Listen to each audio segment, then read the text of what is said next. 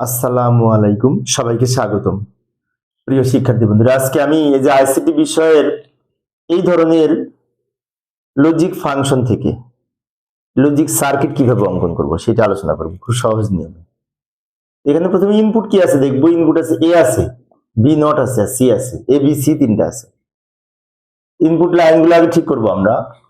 এটা হচ্ছে এ আর এটা হচ্ছে বি নট, তাই না? তো এটুকু তো বি, এখনো বি নট হয়নি। বি এর সাথে এখানে নট যদি যুক্ত করি, এই নট, এই যে আউটপুটটা বেরোলো এটা কিন্তু বি নট। এই লাইনটা এ আর এই বি নট হচ্ছে এটা। এ আর বি নট মিলে কিন্তু গুণ হয়েছে, গুণ মানে অ্যান্ড গেট। এই যে লাইনটা বেরোলো এটা যে এ ইন্টু বি নট।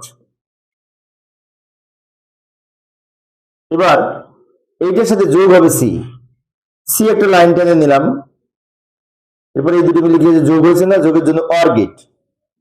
এবার অর গেটের উপরে প্লাসের উপরে আবার একটা নট আছে। এই নটটা কিন্তু প্লাসের উপরে নট বোঝায়।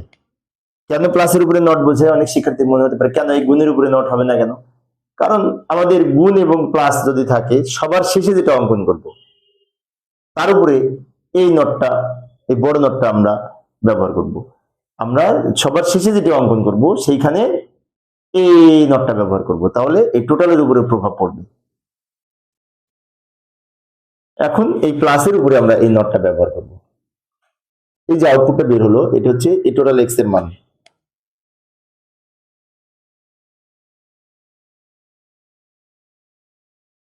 প্রিয় শিক্ষার্থী বন্ধুরা, আমি শিক্ষার্থীদের অনুরোধে অল্প অল্প করে আলোচনা করি 2-3 মিনিটে, যাতে শিক্ষার্থীরা বোরিং ফিল না করে।